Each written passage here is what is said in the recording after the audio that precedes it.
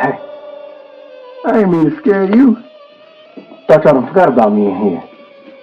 Come on, open the door, let's on out of here. Stay. It's you? Of course it's me, open the door. That ain't your brother.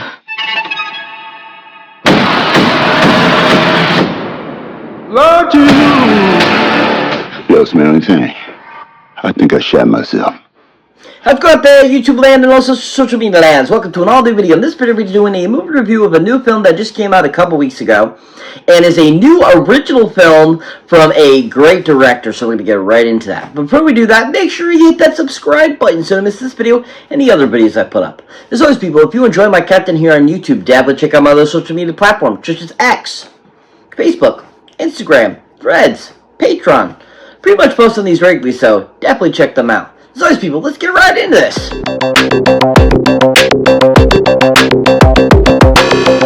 So welcome one and all to an all new video. So like I was saying before, we're going to be doing a movie review of a new film that just came out a couple weeks ago, and is a new film that is completely original material from a great director, which happens to be called the film known as, wait for it, Sinners. Yeah, Sinners. Yeah, Sinners. Yeah.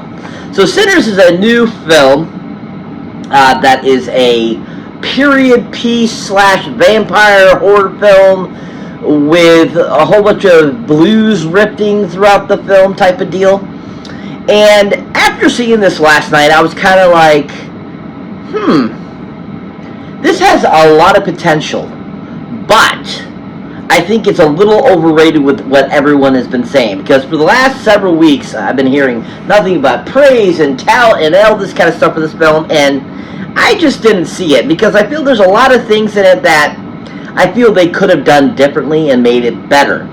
Now, if you're going to make a period piece, keep it in the period it is. You know, I understand, you know, at the end of the film, going to 1992, 60 years later, I get that. But in the year 1932, why the heck are you adding in modern day music and stuff like that and other nationalities type of things? And I was kind of like watching that sequence, and I'm just like, okay, this just ruined the movie for me. This just seems so out of place and not in it for me. But other than that, I think that the movie overall has some great moments. I mean, it's a slow burn, most definitely. You know, you don't get to really the vampire stuff till towards almost the halfway point of the film, which is really the reason why I wanted to see the film. And I think, though, overall, most of the people did a pretty good, decent job acting in it. And I think that the film itself, it had a lot of great potential. But like I said, there's just so many things that were in it that I felt like were just so out of place, just to not make the film seem as amazing and good as they made it out to be. Now, being an original story, I think that's a really great, you know, concept. And I think that, you know, the director, you know, did a great job of giving us something different. But at the same time, his writing, I felt, was definitely, you know, not contrary to, you know, not modern day beliefs. And so that kind of also kind of threw things off, because I definitely feel that there was a lot of things in the film that were a little too modernized for 1932. And that's just my thought process on it. You know, some people might not think that, some people might. But in my perspective from watching the movie, that's what I saw. I saw these little things that I was just like, I don't think that was happening in 1932, or how that was really, you know, played out. I just, you know, I felt like there was things that were just very misplaced with this film, which made it so not as great as it could have been. Now, this film has to be directed by another gentleman that goes by the name of Mr. Ryan Coogler. Oh yeah, Ryan Coogler. Woo, Ryan Coogler, yeah. So Ryan Coogler, you might recognize, of course, as the director of Black Panther 2, Wakanda Forever. Recognize him from a slew of things over the years as a producer, director, writer, and stuff like that. And, you know, Ryan Coogler is a decent director. I've really enjoyed majority of the things that he's done. He's got a little, I feel, sway over the last couple of years where I don't think he's putting out as good a product as he did before. And I think that he's kind of succumbed to that kind of Hollywood vibe a little bit, which, at first I felt he really was kind of out of that wheelhouse a little bit with how great he did his other films, but I feel that he's definitely has gone down that path that of no return, that, he's a little too much into the Hollywood vibe. And I think that has made his work suffer over the last couple years. But overall, I think what he did with this film, I think he did a okay job. I think that he got a lot of great, scenes out of this film that were really enjoyable, that were very entertaining, and I think that he had a really great selection of music for the film that, really played out well. But overall, I think that his writing for the film and, kind of the outcome of the entire film as a whole just wasn't as great as it could have been, or what everyone else is saying, that this is the best movie of 2025. I think that there was definitely some things that he could have changed and altered and made a little better that would have made the film more cohesive too. Because there definitely was spots that I felt that weren't as cohesive as the rest of the film. Now, the performance-wise, he got some really great performances out of quite a few of the people in the film. I thought most of them did a really good job. And I think, Ryan did a good job of bringing that out and getting some really great vibes from these actors and actresses throughout the film. But overall, I think that, in a whole, I have to say, for par for his directing abilities in this film, that I feel I've seen him direct better. And, I definitely think that he had a lot more potential, that he could have made this film even more awesome than it, could have been and what it ended up being. Now, if you haven't seen anything Ryan Coogler has directed, definitely a great film to check out to see his great directing power. It is a great film that came out a few years ago called Creed. Yeah! Creed. Yeah! Creed. Yeah. So Creed is a great film, a great addition to the Rocky franchise, and he directed the crap out of this film. He gave us a really solid new entry into the Rocky universe by bringing in, Michael B. Jordan to play Apollo Creed's son, which it kind of continues the story. Rocky mentors him and stuff like that. And just Ryan did a great job of giving that story a new life, a new feel, and just bringing back the Rocky franchise for those that might have never seen the original films, and to a more modern audience. And I just think that he did a great job of giving us really great fight choreography. He gave us really good set design, really great thought process, great acting from everyone, and jobs in the film. And I think overall he just did a great job of giving us a really solid entry into the Rocky franchise that really re-cemented Rocky as such a great character and as a great franchise. And also, I just really enjoyed what Ryan did with the film too, because he kept it to home. He kept it to the Rocky feel. It didn't feel like it was out of place or anything like that. It was something different. It felt like it was a part of the great Rocky franchise. And I think that just really showed how great of a director Ryan Coogler is. If you haven't seen anything Ryan Coogler has directed, definitely check out Creed for his directing. He did a phenomenal job with that film. But overall, I felt that Sinners was at par for him. I just feel he's a way better director than what he brought to this film. I mean, like I said, he did some okay things for the film, but overall, I think it's a very par level for him, and he just could have done a lot of better alterations to the film. If you haven't seen anything Ryan Coogler has directed, go check out Sinners in theaters now. See what you think. See if you think he did a great job. So this movie has a really great cast that I have enjoyed them a lot of other things.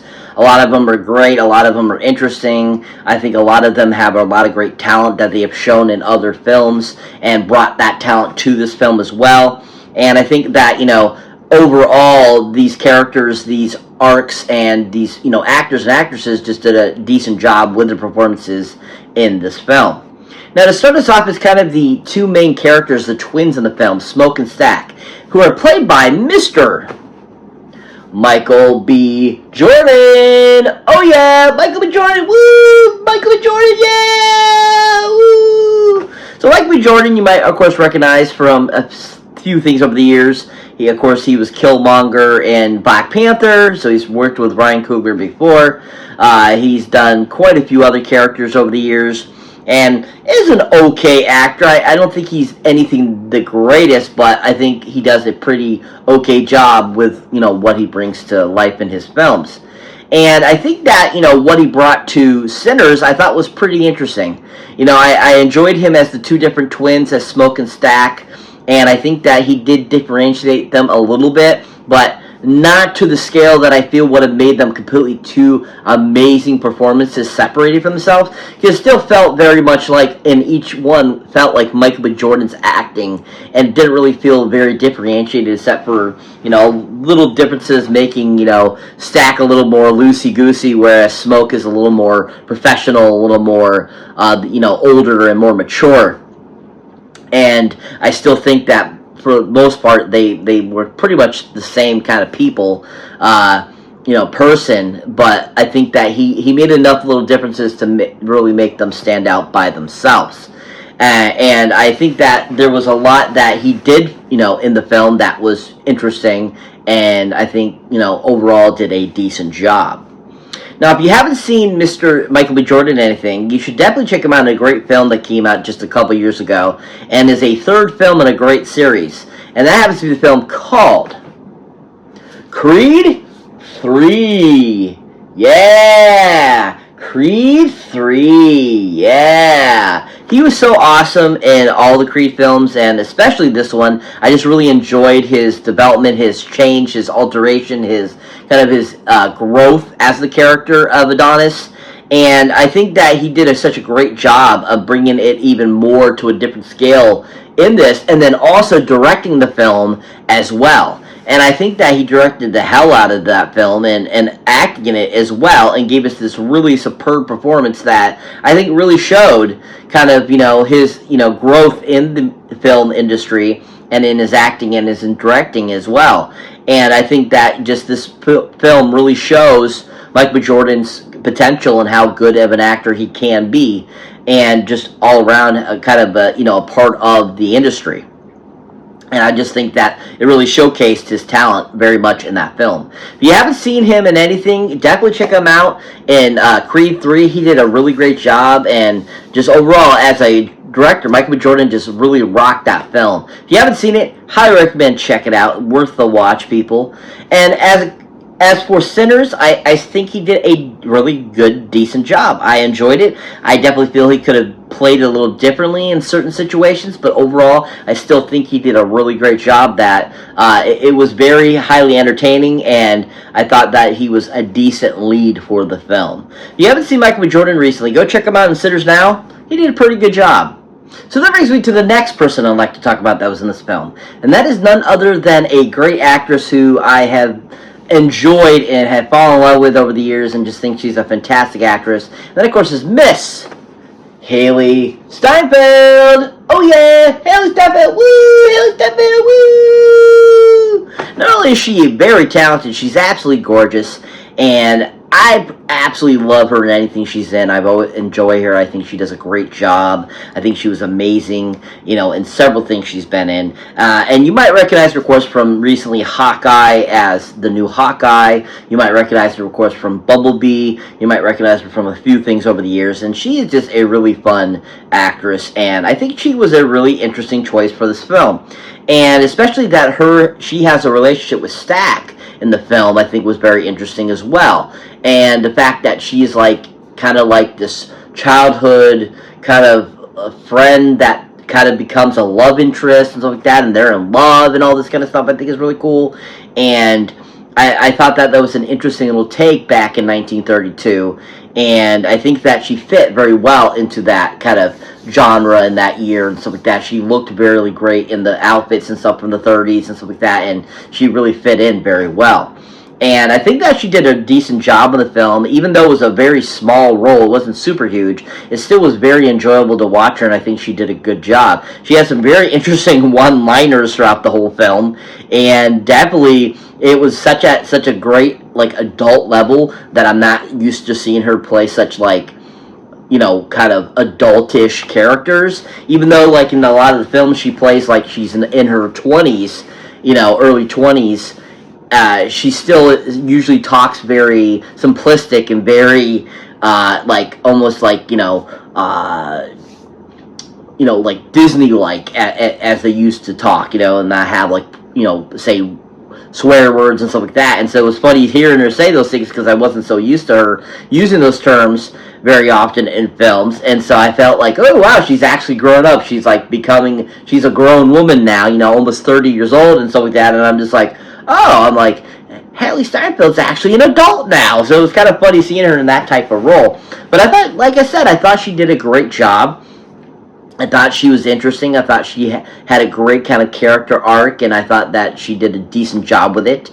And I think that she played really well with all the other actors that were in the film. And I think that she really brought, kind of that great acting ability she has to her role, even though how brief it was. Now, if you haven't seen Haley Steinfeld or anything, definitely a great film to check her out. And one of her first films that is one of I think, her best roles ever to date, that happened back in 2010, called True Grit. Yeah, True Grit. Yeah. So this remake of the John Wayne film that came out in 2010 was absolutely phenomenal of a remake. And Haley Steinfeld plays such a great character in it.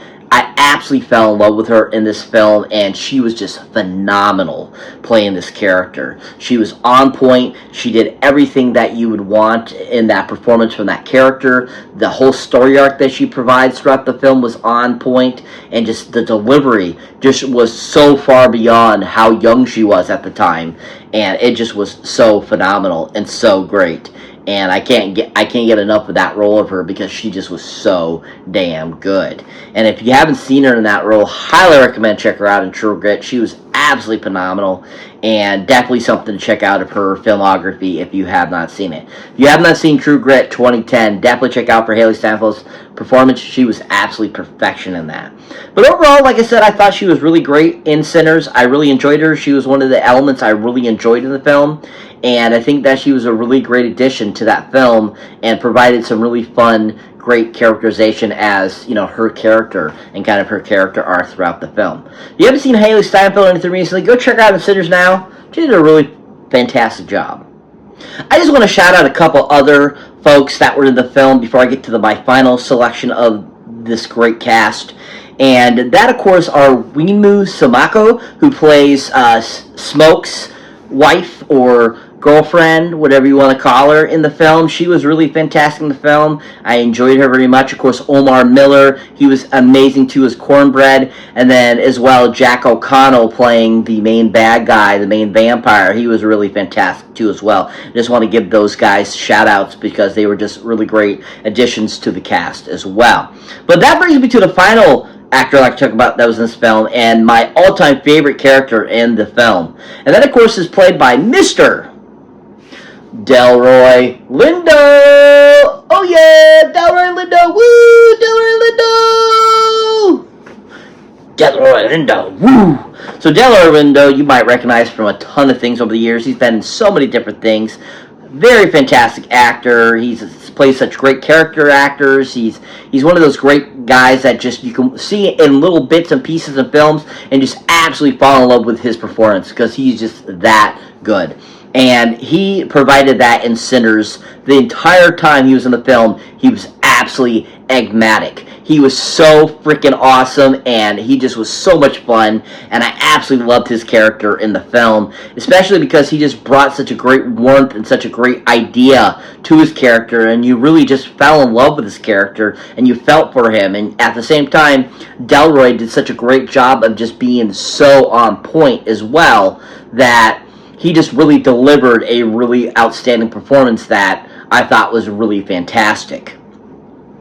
Now, Delroy, like I said, has been in a slew of things over the years, and his performance, like I said, in Sinners is just beyond great. And he is the best character. He had some of the greatest one-liners. He had some of the greatest lines throughout it, especially being in this drunken stupor that he is throughout the film. He is just really fantastic. But if you have not seen him in anything, definitely a great film to check out of his is a great film that came out in 2003 called The Core. Yeah, The Core. Yeah, The Core. Yeah. The Core is such a great, fantastic disaster film, directed by John M.L., starring, of course, Hilary Swank, Bruce Greenwood, DJ Quayles, huge, great cast. Stanley Tucci, so many people. And Delroy Lindo is just such a fantastic, amazing character in that film. He is basically a scientist that helps build the machine that goes down into the core of the Earth, and he is just freaking hilarious in it. And, the fact that, when he gets asked how much do you think it would cost to build something, he's like, I don't know, $1 bazillion like that. It's like, will you take a check? And he just his expression is so freaking awesome. And then throughout the whole film, you just absolutely fall in love with his character and his death and his demise in the film. You're just so heartbroken by the performance that Delroy did with that character, and it was just so awesome. And I just really appreciated how much he put into that character and just how well he performed it. And it's just like in Sinners, in the Core, he just is so freaking awesome and just really delivers such a great performance, and is just so, I feel award worthy for his performance, because he just was so amazing, and you just felt the passion in what he brought to that character, and you felt his agony, you felt his love, you felt all the things that he performed in that film. And he just was so phenomenal in that film. If you have not seen Delroy Lindo or anything, definitely check him out in The Core. He was absolutely fantastically phenomenal. He was so good in that film. But overall, he was my favorite character in Sinners. He was so much fun. His story that he tells towards the beginning of the film, when he gets recruited to come be at the Smoke and Stack's new establishment, is a very amazingly spoken story that was so real, and it felt it to the T, and he was just so phenomenal at giving us that story. He just did such a great job. So definitely this film is worth watching for Delroy Lindo. He was fantastic in it. If you have not seen Delroy Lindo or anything recently, go check him out in Sinners. He was absolutely phenomenal.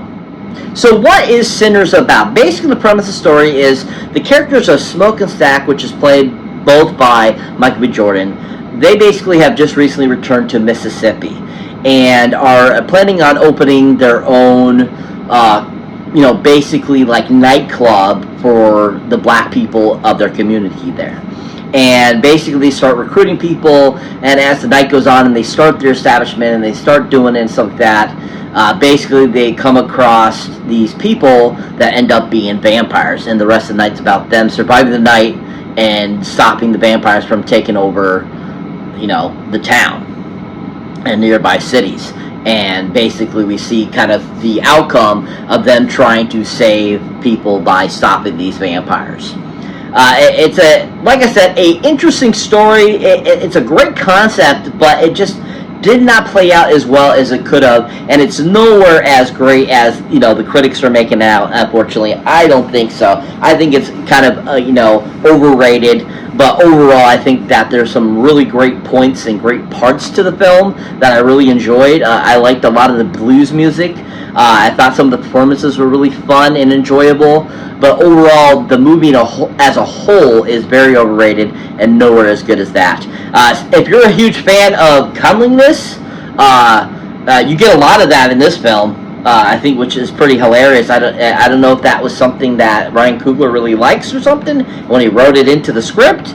But I thought that was kind of funny. It was kind of something pointed out to me how much he was talking about that in this film, which I think is hilarious. But still, overall, I think it's hilarious that was kind of a big thing in this film. But at the same time, I think that the whole concept was still a really interesting idea of the whole of the movie about the vampires and stuff like that, which I thought was interesting and an entertaining idea. But like I said, overall, I think that the film is a little overrated for what people are saying about it, and I think that it was okay and had some okay parts, but for the most part, I didn't think the movie was anything that great. I give this one 6 Golden Movie Boxes up out of 10. I think it could have been better. I think it could have been a way better film. I think overall that in a whole, it could have just been a more decent film. If you haven't seen it yet, Do recommend go seeing it in theaters. Check it out for yourself. See what you think. I think it's still a great film to at least see once and say that you've seen it.